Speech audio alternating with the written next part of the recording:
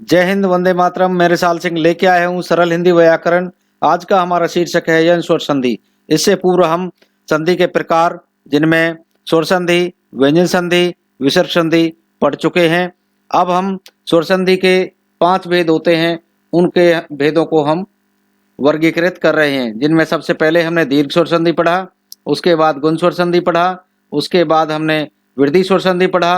अब हमारा यह स्वर संधि है, इसको हम आज पढ़ेंगे। आप लगातार बने रहिए, देखते रहिए। और इससे पहले पूर्व हम इसकी परिभाषा को जानेंगे। यन स्वर संधि कहते किसे हैं और कैसे बनती है ये। तो साथियों, इसमें नियम है ई और ई के आगे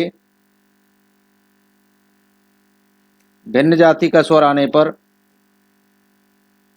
भिन्न जाति का स्वर आने पर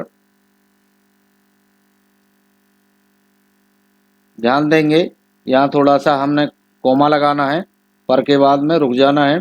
फिर लिखेंगे हम ऊ। ऊ के आगे भिन्न जाति का स्वर आने पर, भिन्न जाति का स्वर आने पर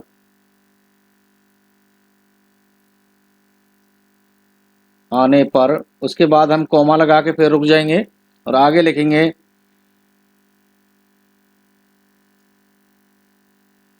री के आगे भिन्न जाति का स्वर आने पर,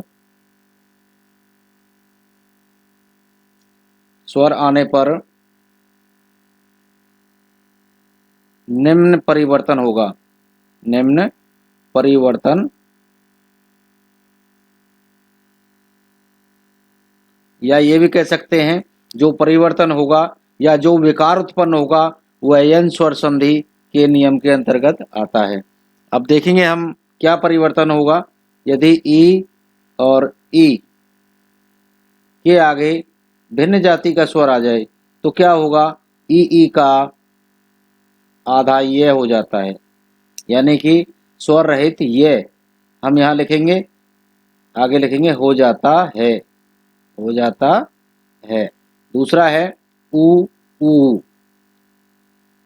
का आधा वे, यानी कि स्वर रहित वे। ये बोलता नहीं है, वैसे बहुत कम बोलता हुआ, तो हम इसको आधा वे बोल देते हैं। हो जाता है, हो जाता है। साथियों, आगे लगातार देखते रहिए। री, री का आधा रे, हो जाता है, हो जाता है जी। हमने 3 प्रकार देखे, 3 प्रकार से देखे। यदि ई के आगे भिन्न जाति का स्वर आ जाए तो ई का ही बदलेगा, ये आधा ये हो जाता है। ऊ का आधा वे हो जाता है और री का आधा रे हो जाता है।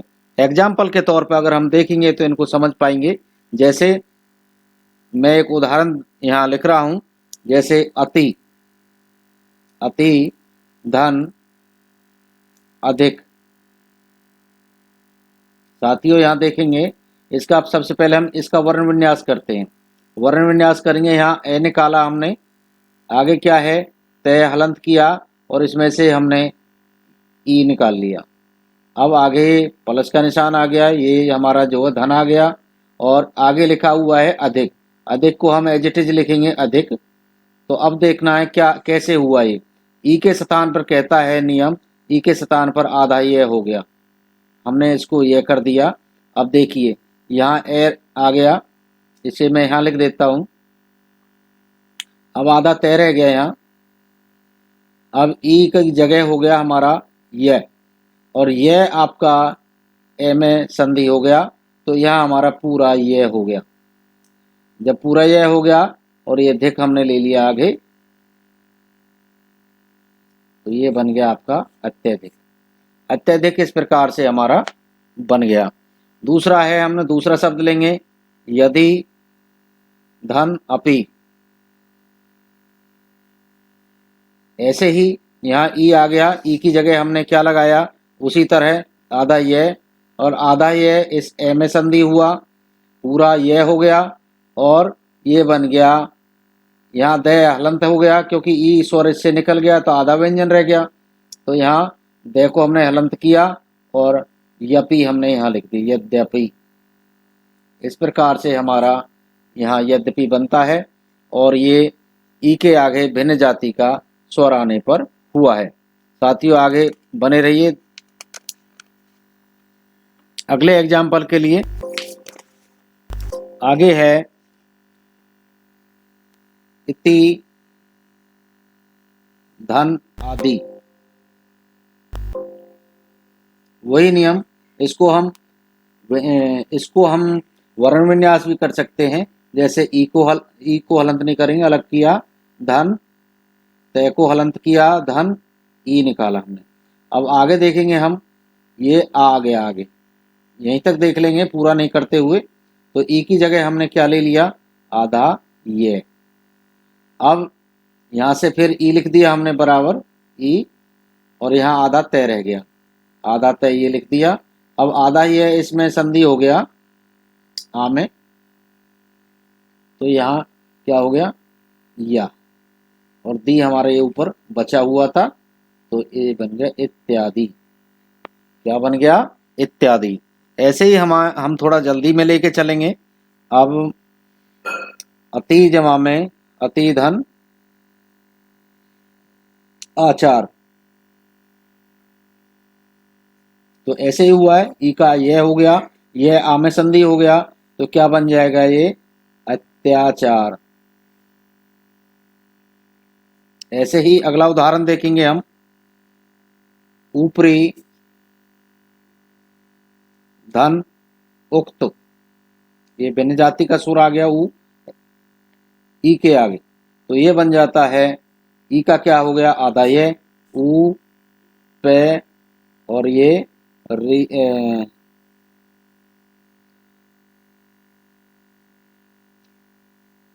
प्रयुक्त, आधा रे हो गया, आधा ई निकाल लिया तो आधा रे बच गया, आधा रे ऊपर उड़ा दिया हमने, ऊपर लगा दिया, और ऊ को हमने इस जो ई के स्थान पर ये आया था उस ये में हमने ये ऊ जोड़ दिया, इसलिए ये ऊ लग गया ये में, ऊपर युक्त।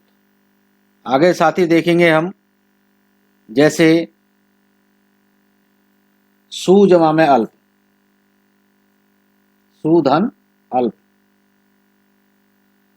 अब यहाँ ऊ के आगे क्या आ गया, ए आ गया, तो वो क्या कहता है, इसका वर्ण विन्यास करके देखेंगे हम। से को हलंत किया, ऊ निकला, और आगे क्या आ गया हमारा ए, बस यहीं तक देखेंगे हम।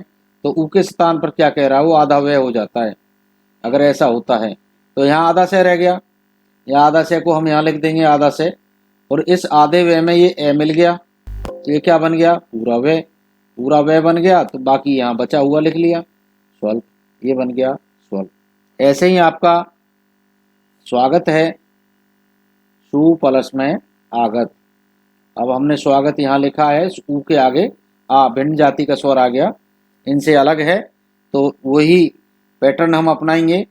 से को हलंत किया, ऊ निकला यहाँ, और आगे क्या आ गया, आ, तो ऊ की जगह क्या कर दिया हमने, आधा वे, से आधा रह गया यहाँ, तो हमने यहाँ आधा से लिख दिया, वे आ में संधि हो गया, तो यहाँ वाह बन गया, और गति ये हमारा बचा हुआ था, तो ये बन गया स्वागत।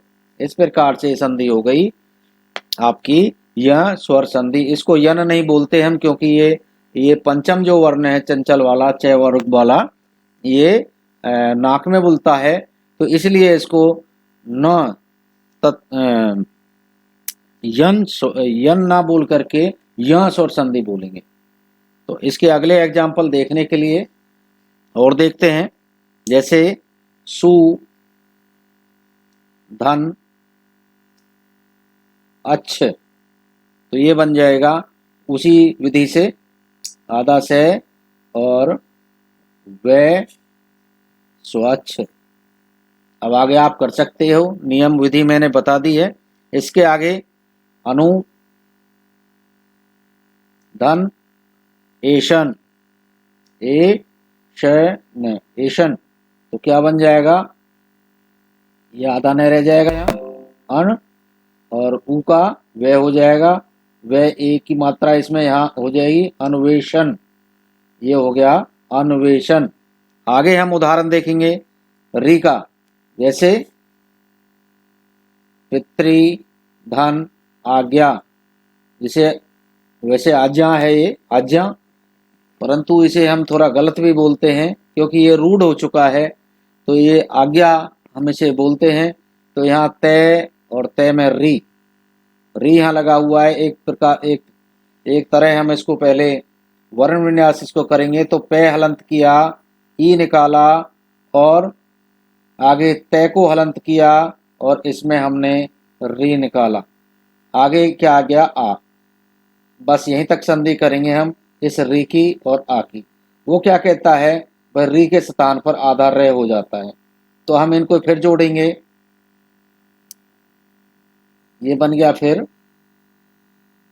पी और आ रह गया यहाँ आधा तय, और फिर ये आधा रह है जो इसको हमने यहाँ लगाया और ये आ की संधि हो गई, इसमें आ की संधि हो गई, ये हो गई और ज्ञा हमने फिर से ले लिया, ये बन गया पित्राज्ञा, ये बन गया पित्राज्ञा। क्या बन गया, पित्राज्ञा। मैं फिर से लिख देता हूँ पित्राज्ञा, माता पिता की आज्ञा। आगे ऐसे ही मातृ धन आज्ञा, वही बन जाएगा मात्राज्ञा।